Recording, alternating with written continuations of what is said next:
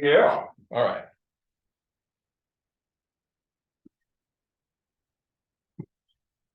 You guys are actually not in front of me. You guys are actually over there. So it's kind of weird, but it works. Well, I'm gonna turn the screen towards you since It doesn't you're matter. the only one. No, like it's just because of the altar. It's and the No, plug. I'm saying this, Oh, okay. so you can see them. All right. Taking refuge and generating bodhicitta. Sangye chedang soki chognam la Jamchu bardu dagni kyapsu chi Dagi chinyen gipe sonam ki Rola penchir sangye druparshu Sangye chedang soki chognam la Jamchu bardu dagni kyapsu chi Dagi chenyen ibe sonam ki Rola penchir sangye ruparso Sangye chedang soki chognam la Jamchu bardu dagni kaksu chi Daki chenyen gipe sonam ki Drola penchir sangye druparsho. The four immeasurable thoughts. May all sentient beings have happiness and the causes of happiness. May all sentient beings be free from suffering and the causes of suffering. May all sentient beings never be separated from the happiness that is free from suffering. May all sentient beings abide in equanimity, free from attachment for friends and hatred for enemies. Okay, and then the seven-limb prayer. Reverently, I prostrate with my body, speech, and mind, and present clouds of every type of offering, actual and mentally transformed. I declare all my negative actions accumulated since beginningless time and rejoice in the merits of all holy and ordinary beings. Please remain until samsara ends and turn the wheel of dharma for sentient beings. I dedicate the merit created by myself and others to the great enlightenment. And then we make a mandala offering. Purified universe of consciousness and form. Zati jokshin meto Tramri rabli Nidegyen padi Sangye jindu Mide padi Drogunam dachimla chapasho Idam guru ratnamandalakam yiryataya. Okay, good morning, everybody. We've been studying Shantideva's Bodhicharya Bhattara, the way of the Bodhisattva. And I thought I would just do a short recap of what we've covered so far. According to the commentarial tradition, the text can be divided into three main chunks. One has to do with the first section has to do with generating bodhicitta, understanding what bodhicitta is, being enthused about bodhicitta. So those first three chapters were what were they? They were, let me see, make sure I got it right. Those first three chapters were the excellence of bodhicitta, confession, and taking hold of bodhicitta. Then the next three chapters, which are carefulness, vigilant introspection, and patience, were about once bodhicitta has arisen, we don't want to let it decline. We don't want to let it sort of degenerate. So these 3 chapters were about the practices that we would do to keep that from happening. And they have to do with being careful about our actions of body, speech, and mind. They have to do with vigilance and mindfulness, and they have to do with being very aware of what causes anger, and the things that we can do to sort of diminish that anger or subdue it or keep it from getting out of hand. The next 3 chapters, which is today's chapter, which is diligence and / heroic perseverance, and then meditative concentration and wisdom, are about increasing our bodhicitta and intensifying it. So there are three levels. A bodhicitta arises, then bodhicitta sort of we don't let it backslide, and then the third part is how to increase it. So today's chapter on heroic perseverance and vigilance talks about we're getting into that section of how we actually increase this bodhicitta, keep it going. The text can also be divided into it follows what are called the 6 perfections, and these 6 perfections are generosity, ethical discipline, patience, enthusiastic effort, meditative concentration, and wisdom. And what they are, there are stages and levels that when you're on the Bodhisattva path, you perfect these as you go along. So there's the perfection of generosity, the perfection of ethical discipline, the perfection of patience, and so on. And the chapters follow those as well. The first 3 chapters, excellence of bodhicitta, confession, and taking hold of bodhicitta, were about generosity. And basically what it's saying there is bodhicitta itself, the wish to be enlightened for the benefit of all sentient beings, is probably the most supremely generous thing a being could do. It's the generosity of a Buddha, basically. And so those are covering what generosity, according to Buddhism, is the most perfect generosity that you could have would be to lead other beings to complete happiness and enlightenment. That would be the most perfect generosity any of us could have. So then we go into the next 3 chapters, which were the next chapter, patience, is basically the perfection of patience. And what they're talking about there is what Shantideva says is the thing that will destroy all of our positive potential, all of the merit that we've generated, is one moment of supremely destructive, hateful anger can do it. It can ruin all of the progress that we've made, which is why that patience chapter is so important. And that where it transitions to the preserving whatever bodhicitta. You started out saying there were 3. Yeah. Patience is. You said there were 3 kind of groupings in Yeah. terms of the generating. Patience is the last of those that are sort of not letting it backslide. There was carefulness, carefulness and vigilant introspection. Was ethical discipline. Yeah, they were ethical, and then patience is where you get into the patience. So those yeah. So Okay. those 3, carefulness, vigilant introspection, and patience, that was where you not letting it backslide. It gets kind of confusing because it's in 3 chunks and then it's also 6. It's following the 6 paramitas, the 6 perfections.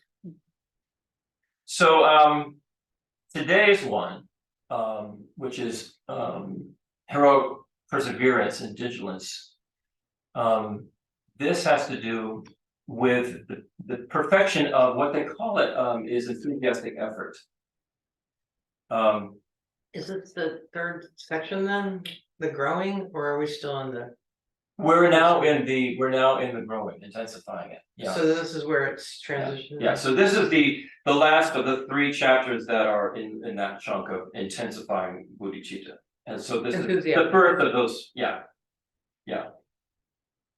And so enthusiastic effort is extremely important in maintaining and growing and intensifying our bodhicitta, our desire to become enlightened, and decision basically to become enlightened for the benefit of all sentient beings.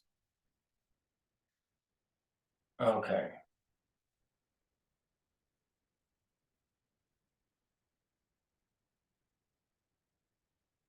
What else is there to do? Yeah. What else? So that huh? Go ahead. I have a question.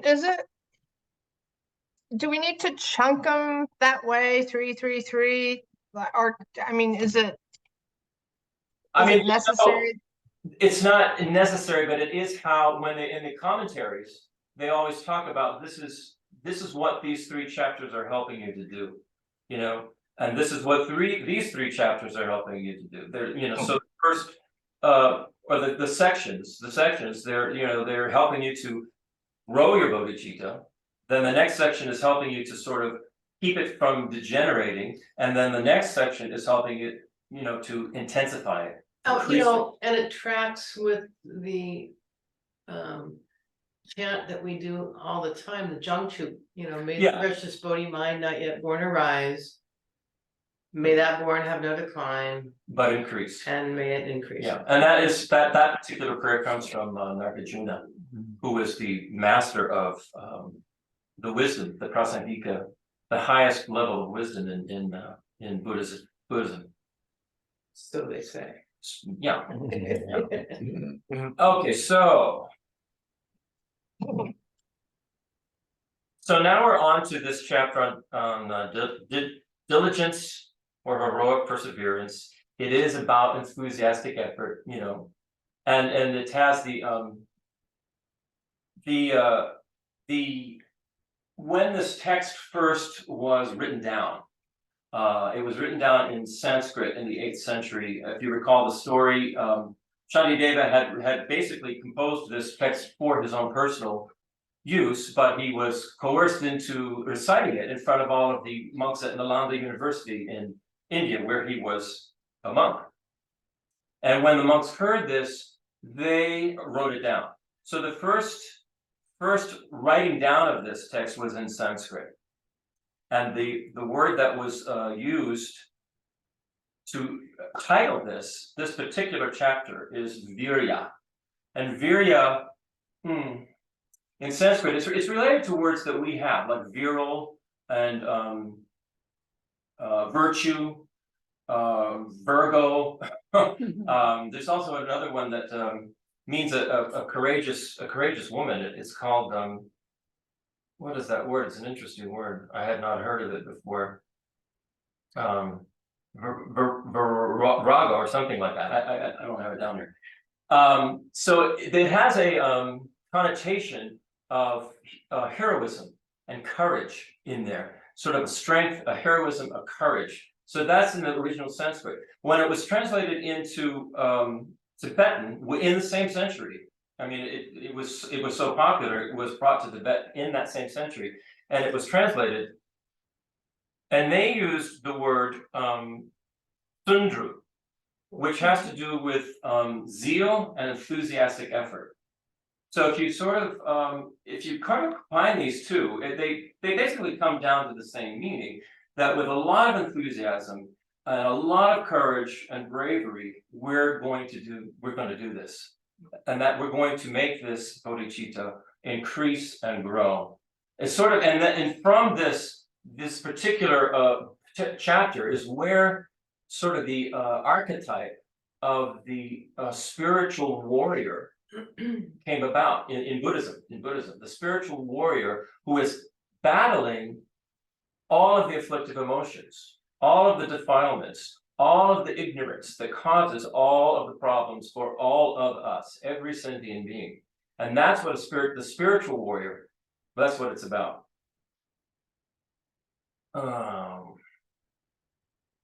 So then he goes on, Shantideva goes on in the second stanza of this chapter by saying, and diligence is the word that Wulstan Fletcher, he's used several words to do, he's done several translations and he has used several words to title this chapter.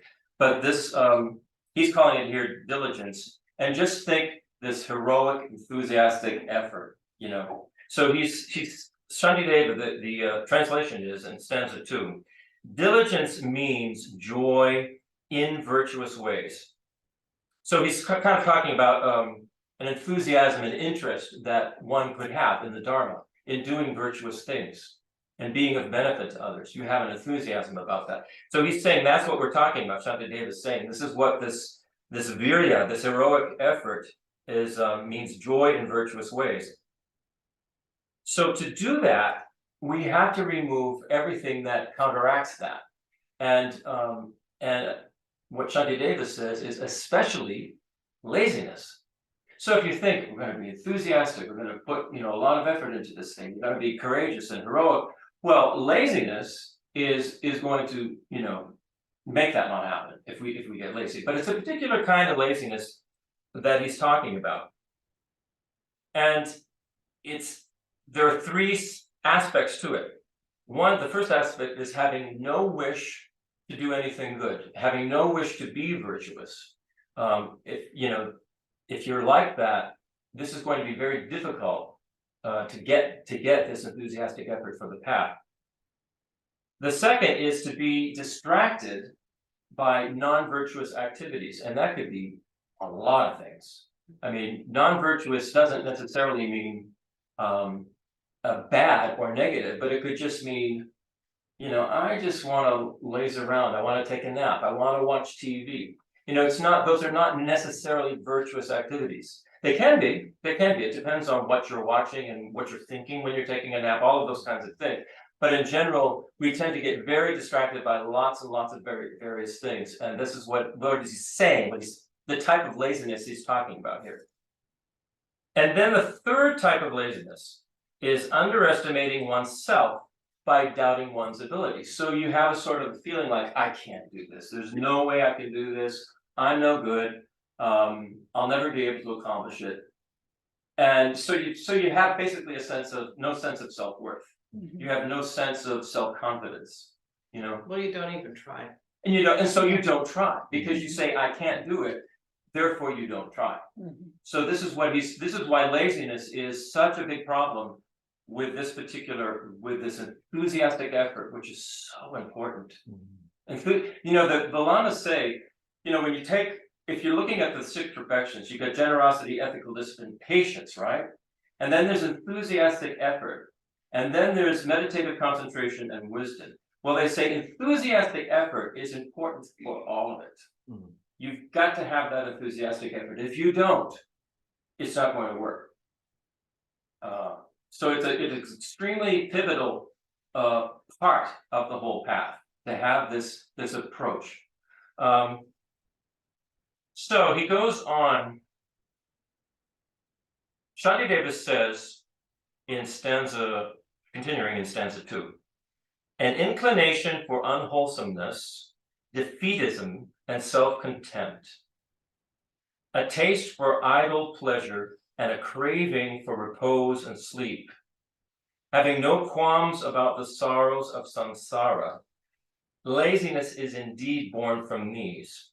So, having an inclination to laze around, to sleep, to, be busy with non-virtuous types of things, whatever they are, and then having no sense of self-worth, and not really caring that much about the fact that samsara is just a bunch of suffering with little bits of temporary happiness in between.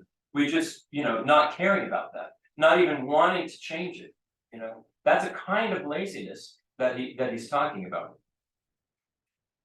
Additionally, laziness is connected with another Tibetan term called dunzi. Dunzi? Dunzi. And it says dunzi is sort of like a desire to just stay busy. to be distracted, that you can't sit still. Pema Chodron, she's a Buddhist nun, and she wrote a commentary on this Shantideva's work called No Time to Lose. And she talks about Dunzi, and she says it's sort of like a lifestyle where you're going to constantly want to be just flipping through magazines, you know. You're constantly distracted. She said it's like when you get on a plane for a trip and you forgot to bring your book, you know, and all of a sudden you get a little panicky because you don't know what you're going to do. And you know, you could just, you know, you could sleep or you could even meditate on the plane. But people get so we know this. We have to be busy. We have to do something. We get distracted. We need distractions. And he's saying this particular kind of thing, this dunzi, is a problem when it comes. It's a type of laziness. It's a distracted type of laziness. It's pulling us away from things that are more important for us to be doing, that we should really be getting enthused about. Christopher, can you spell that term you're using? The Tibetan. Dunzi. So that's sort of. So G as in George, U, N as in Nancy, Z, I. D as in dog. Dog. D as in dog, okay. Yeah. D as in dog, U, N, Z, I. Got it. Yeah. And that means again, dunsi. Kind of the laziness. Yeah, it's being distracted, being distracted. Distracted. Got Stay it. Thank busy you. doing things that are, you know, distractions. I mean, you know, purely speaking, it does not mean lazy. Right? No, but it's Right, no, it's Distract. actually meaning just being busy. Right. False use of time, wasting. not a waste waste use of time. That's what's probably saying. You know, what Pema Chodron's book is called, the book is called No Time to Lose, which means what we do is we just waste our Yeah, we waste our life in being distracted in busyness, busy things, and yeah, we don't actually get a Yeah. firm grip and stance on this path, Well, which is the I most mean, important thing we could be doing. let's say even, like, I'm gonna share my own experience. I'm committed to Buddhism and a path, and I'm committed therefore to change myself, to change. And yet, you know, I can tell all the time how I pile on things I think I need to do. Mhm. And We all now do what's that. weird is you can transform everything you're doing into Dharma. Mhm. So it's kind of, But that's the trick, to do that, you know, to do that, to washing dishes, mowing the do that. lawn, whatever, try to transform it into some kind of Dharma activity. Not almost like, you know, people tend to get compulsive too. Oh, Oh, I have to get it done. I have to get it done. I have to get it. So what happens is your all day is focused on doing. End of the day, you feel like you achieved everything. Tomorrow's the same thing happens. Right. So I think that's how we do.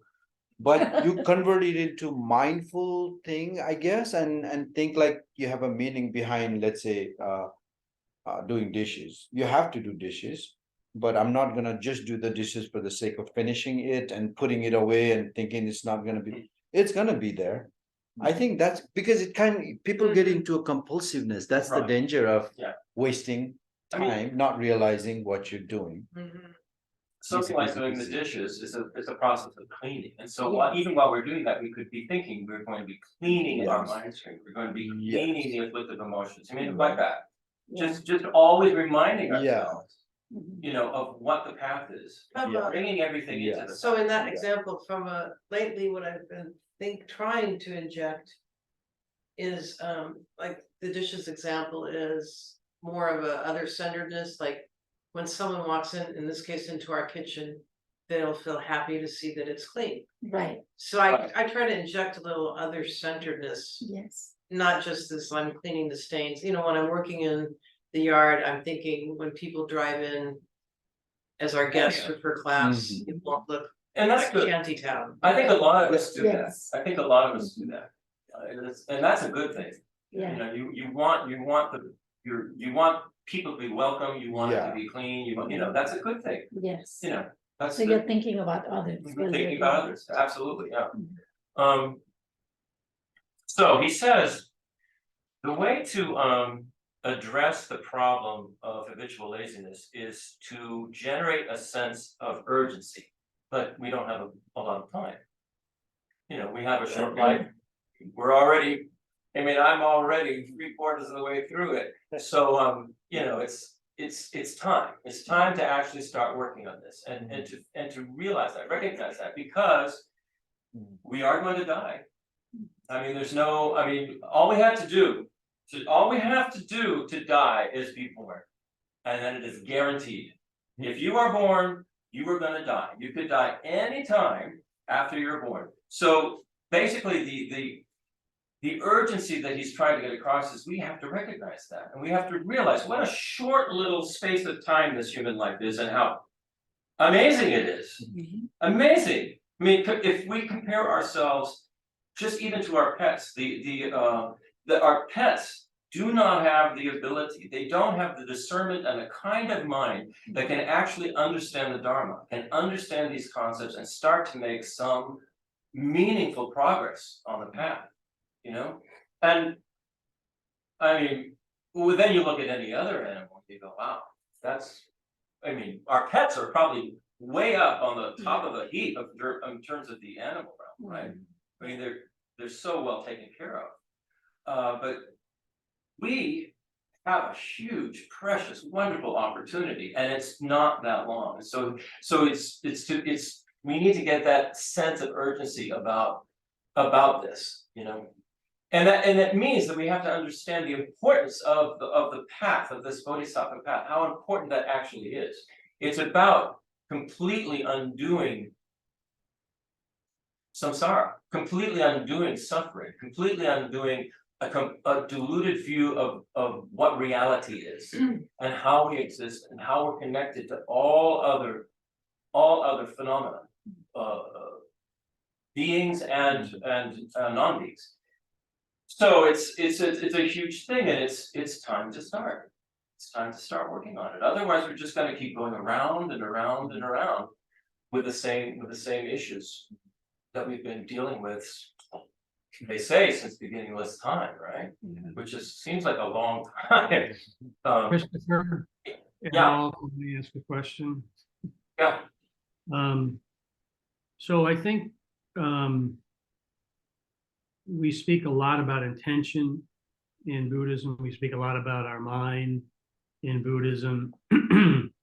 And it seems to me that the challenge, at least for me, is I understand that all the teachings tell you what you need to be doing to become a Buddha, to become a Bodhisattva, to be a good Buddhist. And I even see that, you know, in the practice of our own guru, Geshe Nima, what his kind of vision is for his own practice. And when I think about all these Bodhisattva vows and statements of commitment and stuff, it seems to me that to be a true Bodhisattva, you know, you really have to kind of become almost like, you know, a reclusive monk who does nothing but think about the Dharma, think about Buddhism, meditate, give up, you know, all worldly possessions, interactions. And so the key is, the question is, you know, we live in the real world, and we all have things we need to accomplish in the real world. And so it seems to me there's a bit of an incongruence between what the true being a true Bodhisattva is versus, you know, having to actually exist in the real world, at least for some of us. Yeah, if you're a monk in a monastery, and you know you can get somebody else to support you, and you know you have a life that you can meditate all the time, great. But short of that, it sounds like it's really hard being a true Bodhisattva or a true Buddha. I totally understand what you're saying. I mean, if you just even look at a human life, we start out as babies. Yes. So there is such a thing as a baby bodhisattva. And we're like infant bodhisattvas, okay? So we're not, there's just no way we're ready to be, go off to some cave and meditate. Wait. Bodhisattva, I mean, engaged bodhicitta doesn't mean you're in a cave meditating. No, but the Exactly. So I actually dispute Brian's whole premise.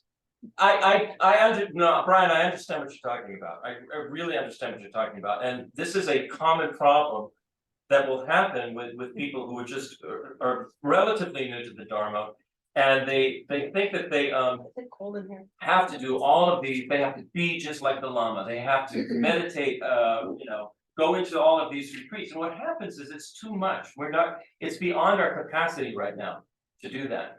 And so what happens in those cases is that I've seen this, that people just basically drop it. They drop the Dharma. They get so enthusiastic, they get all of these empowerments, they go here and there, and then they just drop it. They don't follow through with it because they are pushing beyond what their capacity is right now. And we have to be really careful not to do that. We have to recognize where we're at. I'm gonna just share a little bit about what Geshe Drakpa, our guru who has now passed away, but he shared with us his story as a monk.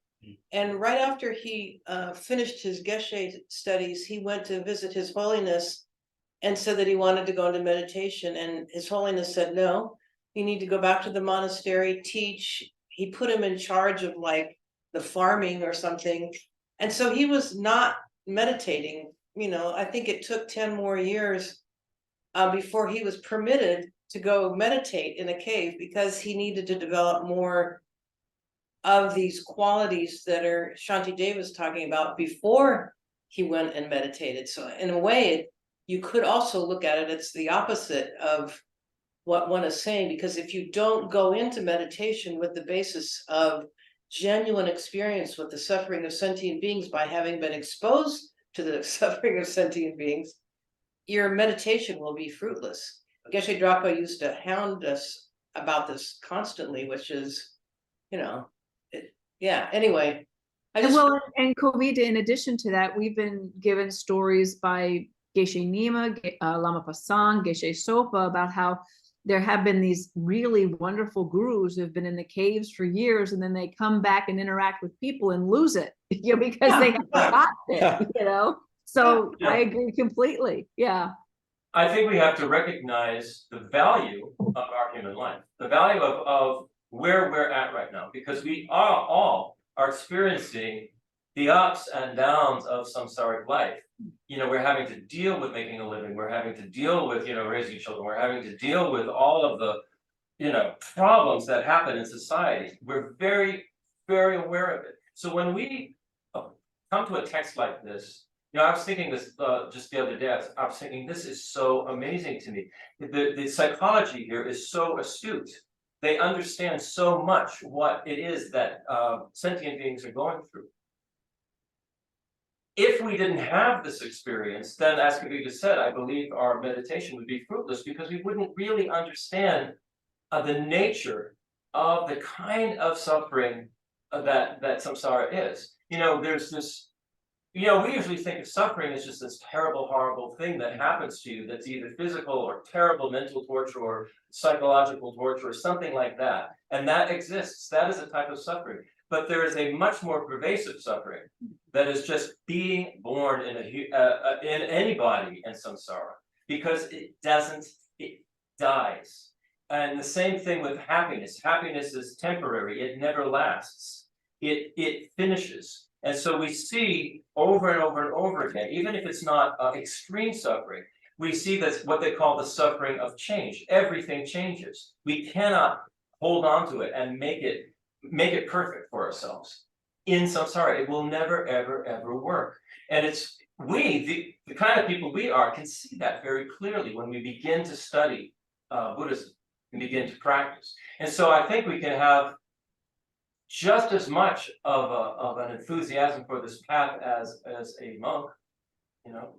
I don't think you have to be a monk or a nun or a hermit to be able to be on this path. Maybe at some point, maybe at some future time in our life or a future lifetime, then it will be appropriate, Speaking of the, you know, to have that Yeah. really private time to go through some intense practices that will actually take you to Buddhahood. And on the, in the Four Noble Truth, I like the last part where there is a suffering, but there is a light at the end of the tunnel. There is a solution. And I think that just keeps us going. Like what Brian said, I understand too. But Buddha knew that, we would run into this issue. That's why he probably said there is a solution to this. And that's the journey we have to make, looking for that light. We get there, we don't get there, we don't know. But at least he said there's a solution Yeah. to all this suffering. Yeah. Which is a hope for us, I guess. Absolutely. And we go that way. The solution does not lie in samsara though. And that's really where our problem Exactly, is. and We that's want- where the- we want it all to happen Yeah. in this kind of realm, right? We want it all to be in this samsara kind of realm that has to do with the ego and grasping Yeah. and, people that you love and people that you hate. And that's not where the solution will come. And Buddha knew it. That's why he said there is a solution. Yeah. Don't give up. Right. yay, Buddha. Yeah, that's true. Lee is, are you raising your hand, Lee? Well, yeah, we should have like a speaking feather. I was just thinking back to Brian's comment. I think we have this vision of what we think a holy person is, a bodhisattva or whatever, and it's, somebody in a cave, and it's really a form of self-doubt that we don't think that we can be that person because we're not in a cave. But that really, it doesn't really matter where we are. We can be in a cave, we can be in the world, we can be anywhere, and we can still be on the path, developing our skills. Absolutely, I agree totally with that. That's profound, Uh, actually. I've often thought myself that there's almost even a kind of advantage to the life that we're living. I mean, because we're out there, we're in it. We're not being protected in any way or pampered, most of us, And so there's an advantage to the kind of situation we're in. I mean, the Buddha always said is that being a human and having a human life is the best kind of life you could have, and you could make the most progress. And so this is why we don't want to waste it. We want to make progress with this kind of life we have. Whether we're, in a monastery or whether we're just, like we are with jobs and Also, mortgages. I think we've gotten quite a bit more familiar with the reality of monastic life, and especially in our Tibetan tradition that, we've met monks, and you guys have been to Drepung, you saw it. Yeah, How many monks are actually in the cave meditating? None of them. yeah. They do now have, at least at Drepung, some meditation, but we went outside of Dharmasala, we went up, up the mountain there where there's, of all the Gelugpa monks in all of India, there's 20 in caves meditating, I mean, it's not like, Yeah. they have like 22 of those little huts up the mountain there, it's not. Yeah. I mean, Anyway. Brian and Tracy, you were just at Drepung. It's in many ways Exactly. a campus, Yeah. Yeah. Running The daily chores. Daily chores, the human fact boys, of teenagers, what's going on. Yes. Yeah. The human, anyway, So what sorry for Shantideva, being so argumentative, Brian. no, it's a very good point. But we Brian. think you could be just a fine bodhisattva without going into a cave, and we prefer you stay outside the cave so we can enjoy your company. All I would say is that it is common for when you first are getting familiar with the path to think you have to be like the monks, be like some kind of great meditator and do all these things, and that's not necessarily the case. Basically, we have to just work on our mind and work in the life that we're living, and with the material that we have, and I think we can make huge progress doing that. Otherwise, why would the monks have taken so much time with us? Going back to Geshe Drapa again, I think, after all his studies, so, whatever it is, 20 some odd years, then he has to go work in the most menially thankless jobs at the monastery for another 10 years. He finally gets the okay from his teacher, okay, you can go on a meditation retreat. And then he finishes the meditation retreat, and what does he do? He didn't stay in meditation. No. He came back, and that's when we met him. And insanely coming to Texas, He came to Texas. spending the majority of his rest of his years in freaking Texas, teaching us. I mean, Yes. I mean, if that's not compassion, and I mean, I honestly, I just marvel at. Yeah, but and he did have a chunk of 9 years where he really worked on what he wanted to do. Yeah, I mean, he did a 9-year retreat, and then he went, okay, now what? I'm, you know, I gotta go down and do something with this. So what Shantideva is trying, and he goes through lots of examples, I won't go through it, of facing and thinking about death, thinking about that death is going to come. And he says, this is the technique we need to use to get this sense of urgency, to not waste the time we have left, to not waste it, to realize that death could come, it could come anytime, and also the state of mind that we want to be in at our death. We don't, you know, I've known people who were basically atheists, and they had no interest actually in religion at all. I'm thinking of a woman who was married to Kavita's dad.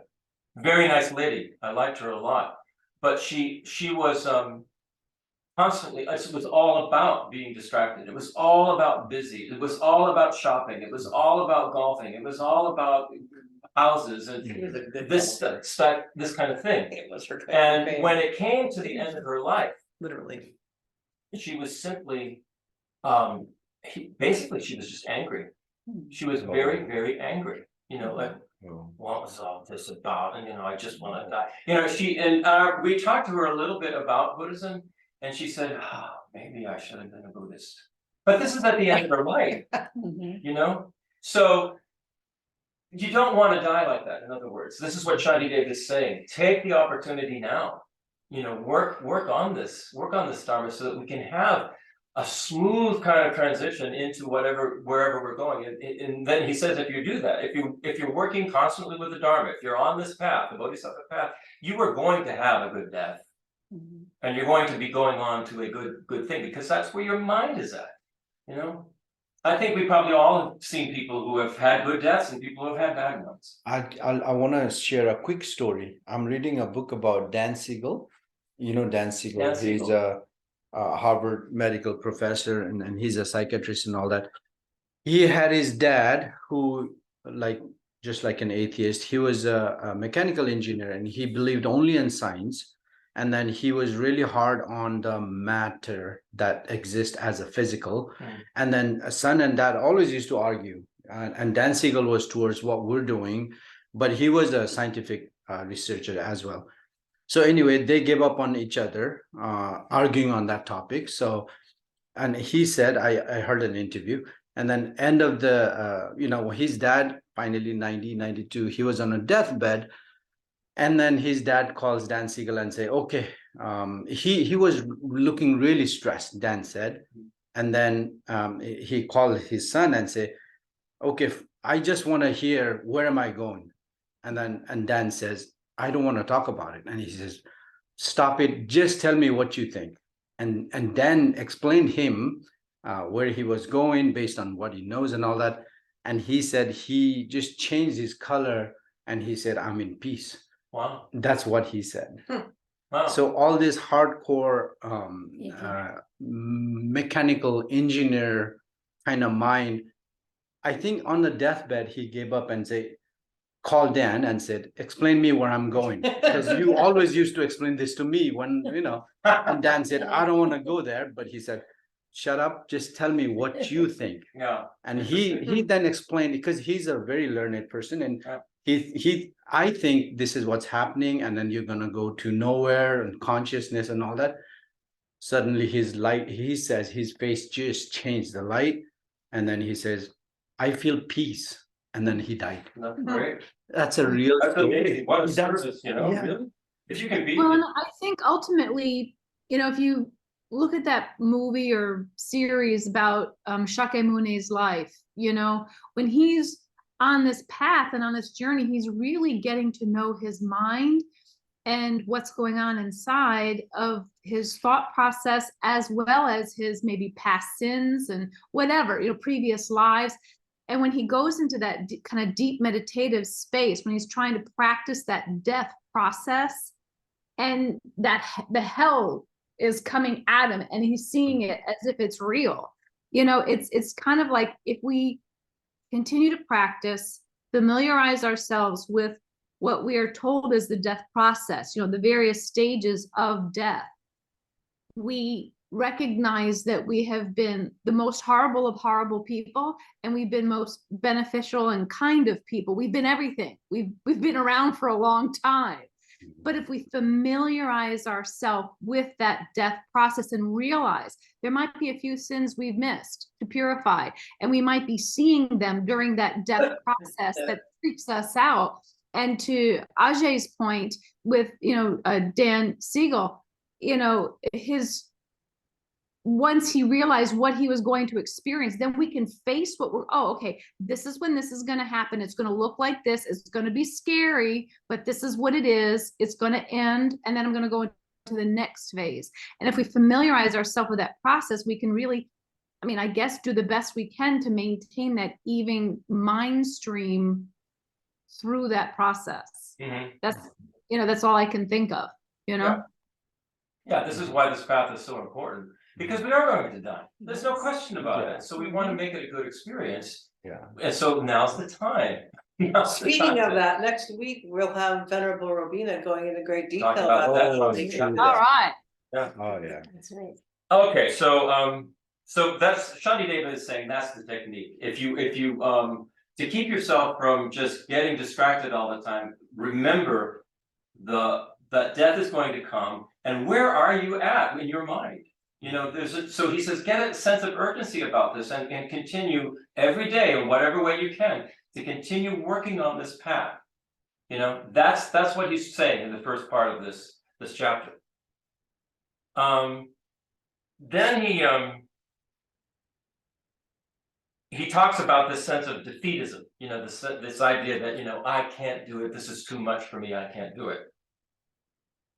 And it's a very common experience. Wulstan Fletcher says it's a very common experience for most of us to have this, because what we do, it's like Brian, what you were saying, he says we look at these monasteries, right? And they go through years and years of training. They learn all of these debating techniques. It just boggles your mind. And then there's geshes and geshemas study for 25 years to get their geshe or geshema degree. And then there's the sagyas and the nyingmas, and they have something called like a kendro and a kenmo or something like that. And they study for years and years and years. And we think, I can never do this. I can't do this. It's beyond me. You know, I'm just Joe Schmo, you know?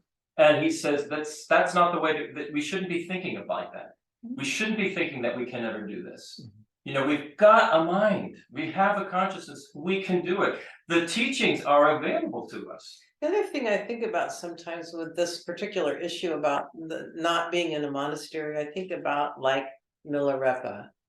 You know, he Yeah. wasn't in a monastery. Either was Martha, his teacher. No? Yeah. For that matter, either was Shakyamuni. You know, they managed without all the format that we think of as Buddhist. In some ways, I'm sure the monastic system and all of that regimentation came about because you got to have it with 5,000 guys and living in one place. Yeah. Can you imagine? Oh my goodness.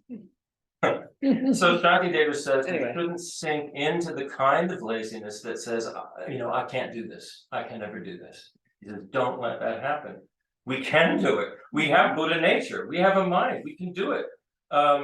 So he says in stanza 16, do not be downcast, but marshal all your powers. Make an effort. Be the master of yourself. Practice the equality of self and other. Practice the exchange of self and other. And this is the first time in this text that he mentions this particular practice. And he doesn't go into detail here. He'll go into detail in the next chapter, which is on meditative concentration of this exchanging self with others, and then we'll go through that in detail there. But he brings it up. He brings this as a method. He then goes on in stanza 16. Oh, but how could I become enlightened? And he says, don't excuse yourself with such despondency. The Buddha, who declares the truth, has truly spoken and proclaimed that if they bring forth strength of perseverance, even bees and flies and gnats and grubs will gain Buddhahood. So we're humans. I mean, the Buddha said any sentient being can gain Buddhahood. So, and this is a big deal for me right now, because there's a lot of fire ant piles popping up around the yard, and I'm going, I can't do it. I can't kill these little guys, because they could be Buddhas. Right. I mean, at some point, right? So it really starts to make you think differently about everything, When you're looking at animals, when you're looking at anybody, even the most wicked, awful person you can imagine, they have inside of them this capacity to become a Buddha, And so to think of them that way, and that helps cut a lot of the kind of critical hatred and anger that we have, and the wish to see somebody be destroyed, like a bug, like that, or a person. To recognize that we can do it, and so can every other sentient being. To have some respect for them. So, I mean, Fletcher says we already have a lot going for us. We have the capacity to receive teachings. We've been exposed to the Dharma. We have gurus. I mean, it's incredible that what we already have. So we should not think this is beyond us. We should think, here we are, we have this particular situation that we're in. No, it's not a monastery. But it doesn't mean that it's not just as good for becoming enlightened. The Buddha didn't go to a monastery to become enlightened, I mean, we're not ready to be doing what the Buddha did yet. We're not ready to be doing what some of these bodhisattvas do, is like, cut off their flesh and give it to maggots to eat. We're not there yet, and we shouldn't think that we need to be. I mean, Shantideva says eventually, you can get to that point, but it has to do with understanding the actual nature of samsara, understanding the nature of the mind and the nature of reality. So he gets into this right here. He says in stanza 20 that I must give away my life and limbs alarms and frightens me. And so, he's referring to some of the loss of life and limb stories that you hear about these bodhisattvas. If so you say, your terror is misplaced. Confused, you fail to see what's hard and what is easy. For myriads of ages, measureless, uncounted, your body has been cut, impaled, burned, torn, for times past numbering. Yet none of this has brought you Buddhahood. Pema Chodron in her commentary says, if austerities and hardships were all that was needed to become a Buddha, we'd be Buddhas already. So it shouldn't be that we're afraid of the path because of the austerities and the hardships that are going to come along, and that we're going to have to, there's this story about a Sangha who, saw a mangy dog covered with all these maggots, and in order to not hurt the maggots, to get off the dog, he took them with his tongue, and then he cut off a piece of his leg to give the maggot something to eat while he could clean up the dog. And we're going, I cannot do that. That sounds too scary. I don't want to do that. But, Shantideva is saying we've already experienced things like that in the countless past lifetimes we have, and still we're not enlightened. I bet you by the time you do that, it's sort of like how we are now. If some animal is begging for food and we have some extra food, we'll throw it to them. It's basically we won't feel like it's a big deal. Yeah. Assuming it's even comes up.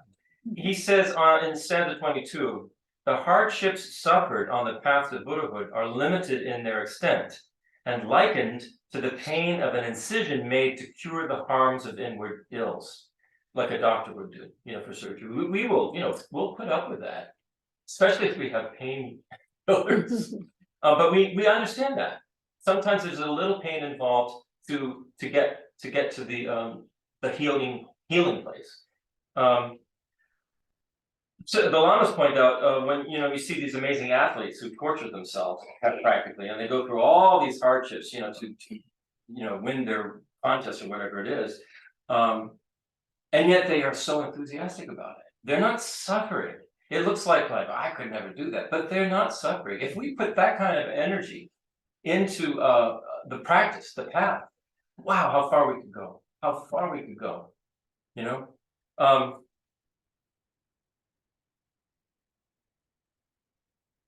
So he's basically saying that the essence of the Bodhisattva path is this gradual step-by-step training. And it doesn't mean that we're going to cut off our flesh and feed it to a maggot tomorrow. This is a gradual step-by-step training. And he's already talked about how Buddhism thinks about the mind and the body. And the mind and the body are very intimately connected. But in Buddhism, mind, we often think, in Western science, the mind is very, very, it's associated with the brain. We think the mind is the brain. But in Buddhism, the mind is actually a non-physical thing. It's consciousness, it's awareness. That's what the mind is. And so consciousness and awareness is completely infused into this body that we have. But the body itself does not have the consciousness and awareness. For instance, if they knock you out, for surgery or something, your body isn't in pain. It's not in pain. It's only when there's consciousness there that any kind of pain is experienced. So what is that saying actually? Is the pain in the mind? Is the pain in the consciousness, or is the pain in the body? And if you look at the way they describe consciousness, there are consciousnesses it's not just mental consciousness where we have thoughts and we can think and we can come out and say words and write things. There's also sense consciousnesses, which are different than the sense organs. There's an eye sense consciousness, there's a body consciousness, there's a nose consciousness, ear consciousness. These are the things that are actually aware of the sounds, aware of the feelings, aware of the tastes and the smells. It's not the organ itself, according to Buddhism. So the body itself, if you got to a very high level of understanding, if you had a realization of emptiness, it's easy for me to imagine that you could not experience pain at all in the same way that we think about it. And so we shouldn't, what we do is we project who we are now onto, this great yogi who looked like did this horrible thing to help a maggot, right? Cut his flesh off. We project ourselves now onto that, but that does not mean that's the way that yogi was feeling about it. Doesn't mean that it was experiencing pain in the way we think about it.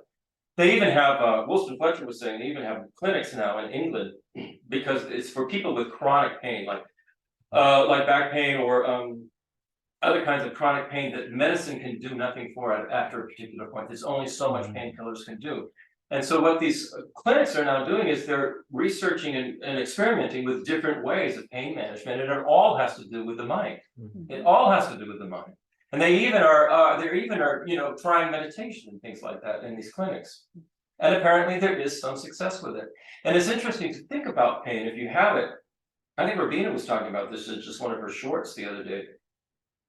That, you can change how you're affected by pain by the way you think about it. If you get all worked up and think it's terrible and think it's horrible, and you get yourself into this state, this mental state of this is so terrible, this is so terrible, the pain is going to be really bad. But if you think of it in a different way, then the pain won't be as bad. So there's so much that can be done with the mind, Anyway, Shantideva is saying, don't get your knickers in a knot thinking ahead that you're going to have to go through so much pain and trouble on this path to become a Buddha. He's saying it's nothing compared to what you've already gone through in countless lives. You know, and it will be quick. It will be over quickly. You know, the goal is what matters here. So he says in the case of the body, what will actually make the body at ease, what will actually make the body, you know, not be a problem, is sonam, is merit, is this positive potential that we create through virtuous actions of thought, speech, you know, and body. So he's saying it's this positive potential, not all the medicine and all that stuff is fine.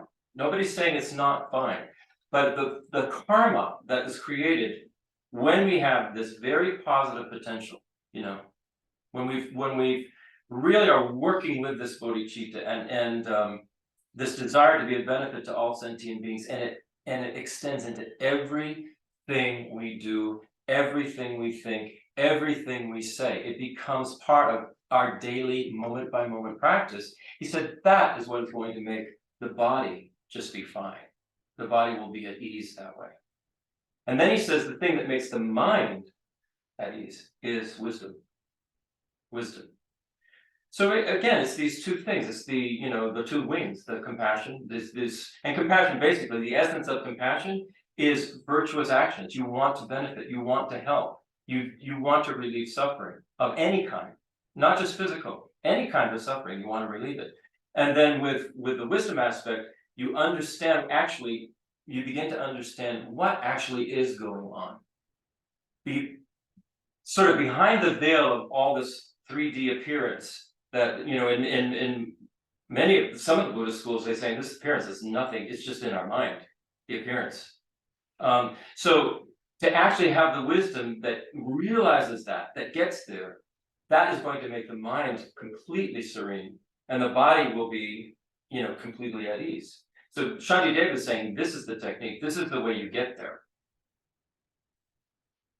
Not becoming distracted by things that we think are going to make us feel good and happy and blah blah blah like that. And all those things are fine. You know, all those wonderful things are fine. All those pleasures we have, they're fine. But when we have the wrong view of them, when we think that's the thing that's going to make me happy out there, then that's where the problem arises.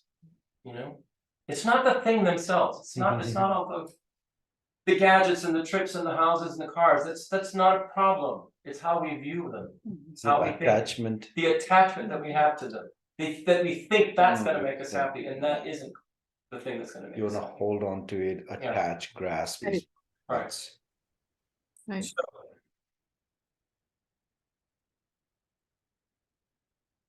yeah. So he says of somebody who's is far along on the bodhisattva path, they're quite indifferent to their own physical condition.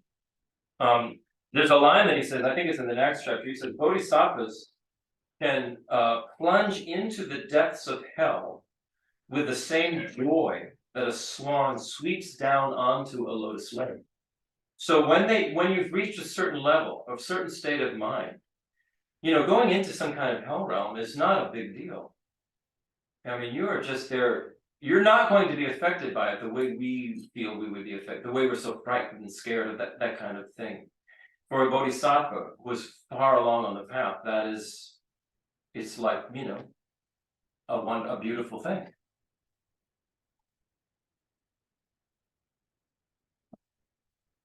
Okay, so now he goes into this thing about 4 forces that we need on the path as we're going forward. 4 forces, right. And this is in stanza 30, it starts. Mounted on the horse of bodhicitta, which puts to flight all mournful weariness, what lucid person could be in despair, proceeding in this way from joy to joy?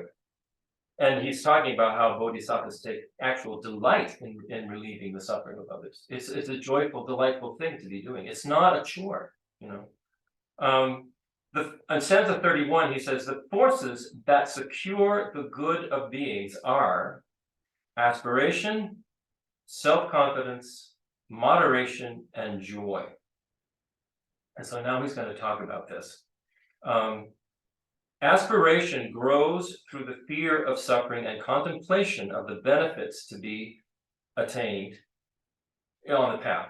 Therefore, leaving everything that is adverse to it, I will labor to increase my diligence through aspiration and self-confidence, moderation and joy, by strength of earnest application and exertion of control. So His Holiness has a commentary on this book. In case you have never seen it, it is this: a flash of lightning in the dark of night. And this is his commentary on the Bodhisattva path, Shantideva. And here's what His Holiness says: to generate enthusiastic diligence and heroic perseverance on the Bodhisattva path, we need these four forces: aspiration, self-confidence, joy, and moderation. He says that aspiration is developed by reflecting on karma, reflecting on cause and effect. And we all know that a good result comes from a positive action, and a bad result comes from a negative action. So for us to have the aspiration to generate bodhicitta and walk the bodhisattva path step by step until we attain the state of a Buddha, completely free of all defects and endowed with all good qualities, it will be necessary for us to accumulate vast amounts of positive potential, vast amounts of sonam. And it also will be important for us to remove vast amounts of obstacles that we have. You know, and basically what the obstacles are our afflictive emotions, our wrong views, our afflictive emotions. We need to work on those, and we need to work on developing sonam, work on developing this positive energy, this positive potential. This comes from virtuous thinking, virtuous speaking, virtuous acting, you know. And he says, His Holiness is saying this is how aspiration works. You aspire to become a bodhisattva, to become a Buddha, to help all sentient beings also become enlightened. And so through that aspiration, what you're going to do is you're going to develop this positive potential, and you're going to really work on your mind. You know, that's that you get, it's like this fire under your butt to do this. Because what else is there to do? Are we just going to keep doing this, going around and around circles of, you know, suffering, I'm happy, I'm suffering, I'm happy? You know, it's a waste of time. Now is the time to start, for us to start. So, yeah. So we need to be thinking about engaging in only positive actions as much as we can. And we need to be thinking about purifying all of our obscurations as much as we can. You know? And really, the best way to purify something that you've done in the past is to regret it. I mean, the first thing is just regret it. I'm sorry I did it. I wish I didn't do it. I'm sorry about that. You know, and let me not do it again. And that helps hugely to purify that, because it's not eating away at your consciousness.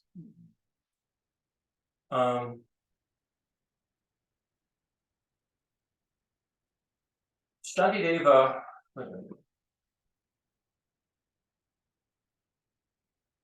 yeah. Then he starts to talk about self-confidence, which is the next of these forces. So to have self-confidence, we need, you know, we have to have the aspiration, but we also have to develop a kind of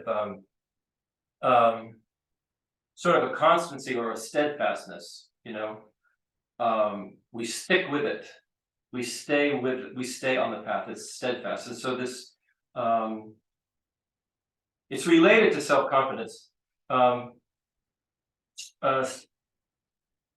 We don't want to get to the point where we think it's too difficult for us. We have to have the self-confidence to understand that we can do this. We actually can do this. All we have to do is stick with it and go, like it says, and when we take the Bodhisattva vow, it says, I will follow step by step the way of the Bodhisattva. Well, this is what we have to think. We're doing this in a step by step fashion. So when things come up that seem like they may be difficult, not to just go, oh, I give up, but to go, no. I can do this if I take it in little chunks. I go step by step, you know, ask your guru, refer to the great texts, refer to your own common sense, but have the sense that you can do this and have some staying power with it. Shantideva has several images that he uses to sort of to increase this idea, and there are lots of images of like fighting, like a warrior, and so this is where this sort of hero warrior comes up, and he says things like, I won't give up till I see my enemy dead on the ground in front of me. Well, he's not talking about another person; he's talking about his afflictive emotions. That's what he's talking. But he uses these very militaristic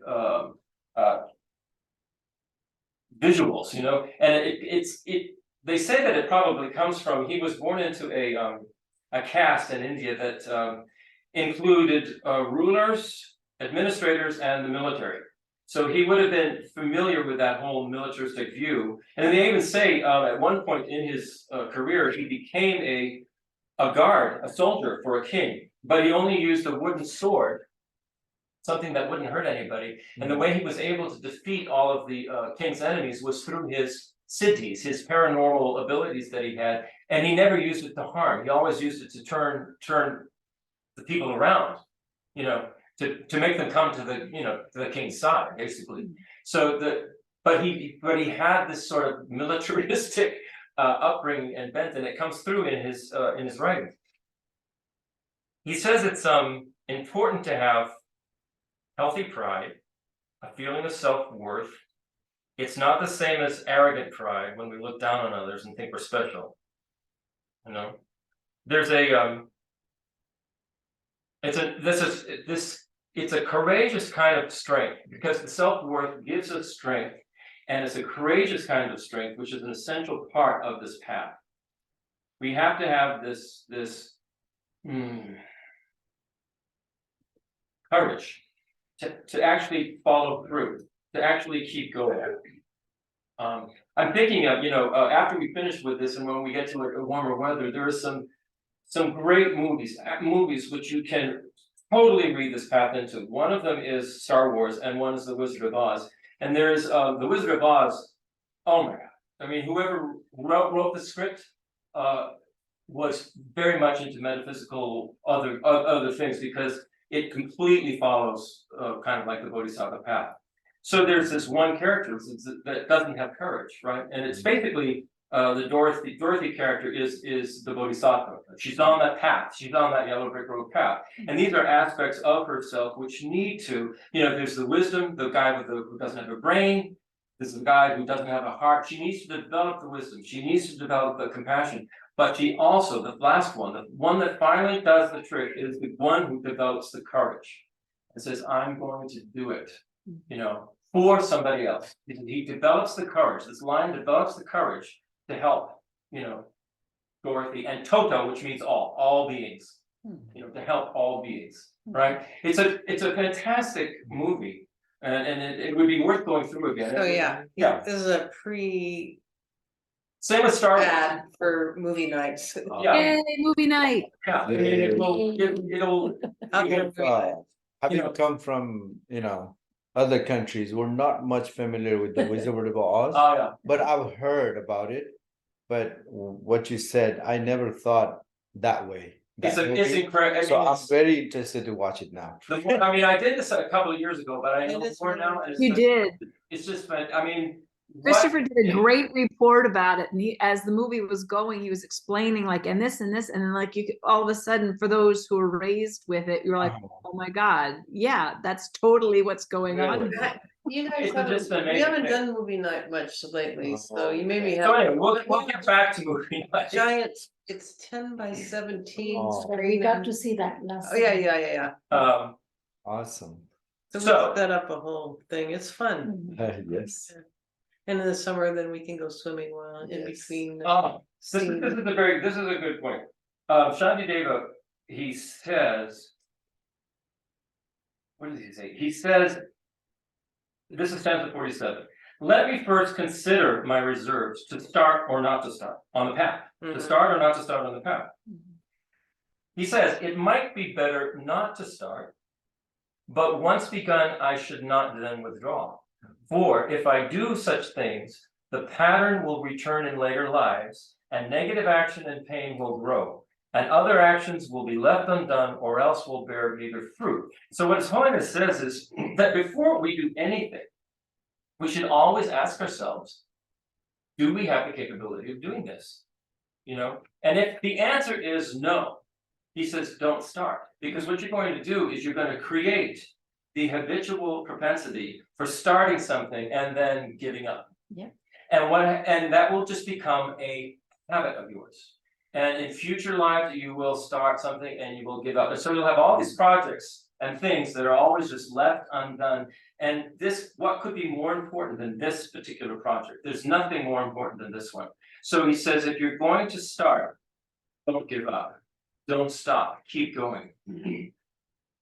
Like Yeshua said to me, do every one of these chapters all the way to chapter 10. And I'm telling you, there have been times where I thought, oh, I just like not do chapter 9. But you know, even if it takes a while, we need to do it. We need to finish it. We need to go all the way through it to not give up. And that's a really important point, because if we give up, we create the karma for giving up.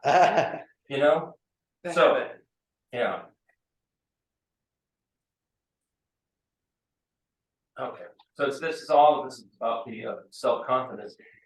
This is an interesting one point. He says in stanza 52, this is about crows seeing a dying serpent on the ground. When they find a dying serpent, even crows behave like soaring eagles. Therefore, if I'm weak and feeble-hearted, even little faults will strike and injure me.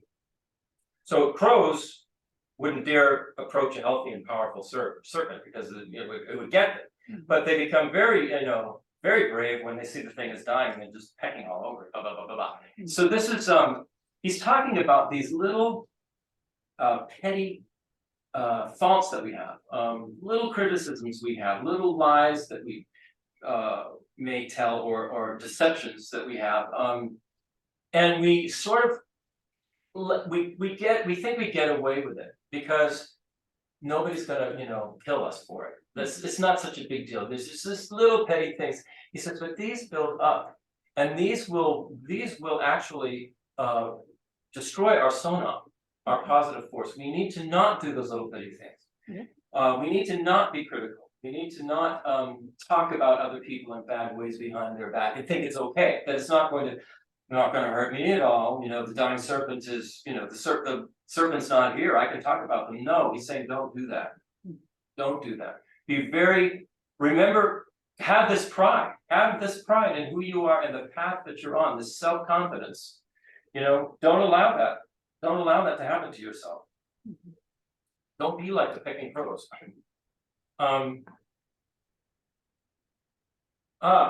So he says in 55, stanza 55. I think I hear a cat upstairs Yeah, scratching probably. furniture. Oh no, I'll go back to the previous stanza. I have a feeling it's Massimo. He says, but if I saw depressed, Tashi outside. I give up trying. How can I gain freedom from my abject state? If I stand my ground with proud resolve, it will be hard for even great faults to attack me. Therefore, with a steadfast heart, I'll get the better of my weaknesses. But if my failings get the upper hand, my wish to overcome the triple world is laughable indeed. So what he's saying is, I mean, if we're thinking we're on this bodhisattva path, right? But if we and that we're going to overcome, these three realms of large realms of samsara, the triple world, which is the desire realm, the God realm, the form. Desire, form, and formless. Desire, form, and formless. Yeah, desire, form, and formless. So the three main realms. And he's saying, but if we're still going around, with these petty little, criticisms, blah, blah, blah, blah, he says that's totally laughable. You're so deluded to think that you're going to be this great, wonderful bodhisattva and save all these people from samsara and all this kind of stuff. And you're still, talking about people behind their back and thinking you can get away with it and criticizing. And he says it's laughable. Don't do it. Don't do it. So when we fully understand the bodhisattva vow and we take that vow from our heart, it is said that what you become the child or the offspring of the Buddha. That's a big deal. You're when you actually seriously understand this vow and you take it, you know, then you become part of the lineage. You're in this line. So there's a huge confidence and joy we should have about that. But also there's a responsibility. We have to we are representing that lineage, that line of Buddhas, you know. And so it's a big deal to take that Bodhisattva vow seriously and to go forward with it. And that's where we're talking about this heroism of the Bodhisattva path. You become this hero. You become just like the Jedi Knight. The Jedi Knights, they have in Star Wars, they have this sense like we are part of this wonderful thing that is for the good of all beings. You know, we've got this force and we're doing this.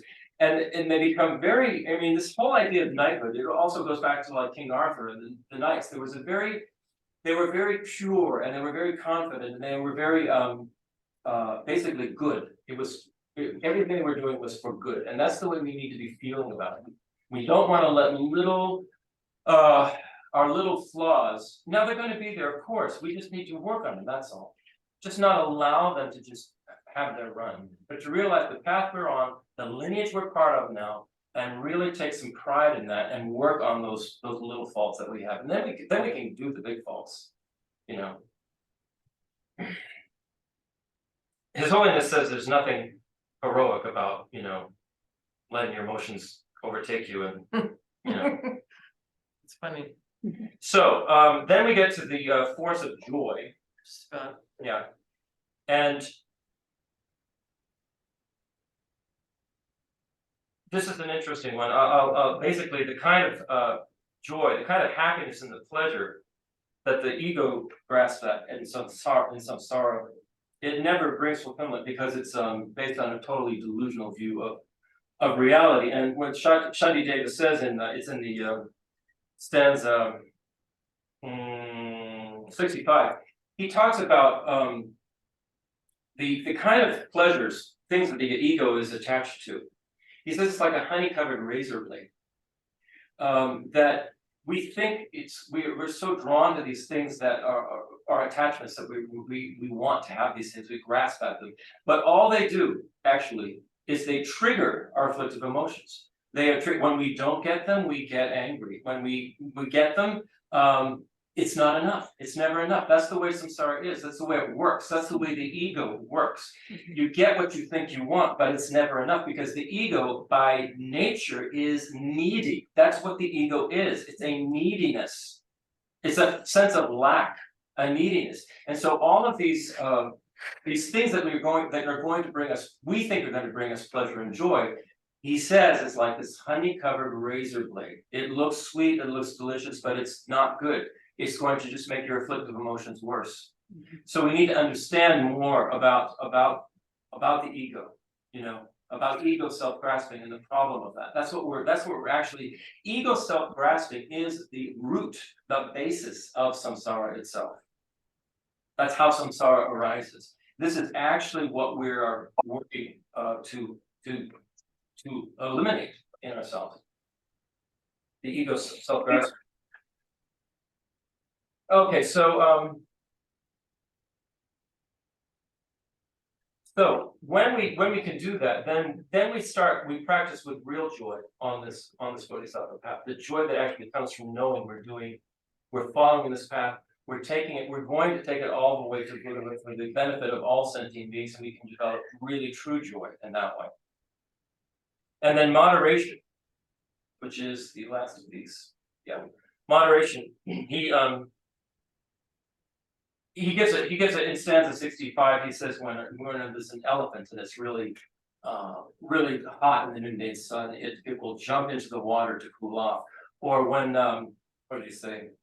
Oh, and then when he says himself, when he's when he's fatigued, when he's weary, when he's been working really, really hard on this path, it's good to take a break. This is what he's talking about when he says moderation. Sometimes we need to take a break. We just need a little rest. That doesn't mean like it's okay to be mean. It's not okay to me, it's just to just recharge, you know, not to be going all the time. I mean, you could get obsessive about it and run yourself into the ground. So the moderation part is to sort of be able to take a break. When you feel like you need it, you know, think of the elephant in the hot sun going, I need to get in the water, you know. So here's the final thing, last stanza. At all times and in any situation, how can I make mindfulness my constant habit? He says we have to be mindful and attentive of everything we do. You know, basically he says it's like if a soldier drops his sword in a fight, you got to pick that up right away. You know, otherwise it's you're going to get attacked. So we have to be mindful of all the reflective emotions. And the poison, it's like he says, it's like poison that slowly seeps into yourself and runs through your whole bloodstream. We have to be mindful, very careful, and like the Shantideva image, like this, with the sword, with the soldier, with a hero. We need to be mindful about this stuff. So he says, when we keep this mindfulness constant, we'll be able to. Well, I'll just say what His Holiness says, the commentary. We'll never become tired. We'll never become disheartened. We'll always be prepared to continue. So, to close, His Holiness says, spiritual practice is difficult in the beginning. You wonder how on earth you can ever do it. But as you get used to it, the practice gradually becomes easier. He says, don't be too stubborn. Don't be too fundamentalist. Don't push yourself too much about it, you know? Don't go over the top with it, especially initially in the beginning. If you practice according to your own capacity, little by little, step by step, you will find more pleasure and joy in it. As you gain inner strength, your positive actions will gain in profundity and scope. So let's just do one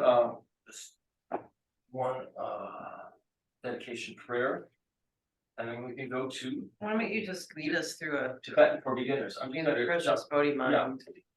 Yeah, I'll do this. This 3-level dedication prayer, which has to do with the three main parts of this book. May the precious Bodhi mind, not yet born, arise and grow. May that born have no decline, but increase forever. Okay. Thank you, everybody. Thank you. Tibetan class. Tibetan class, here we come. Thanks, sir. Oh, you're more than welcome. Now, what we want to do, and I don't want to forget, is to stop this recording Right. and start the new one. Right. I'm gonna give Dickie a little more room, and I think we should have the easel.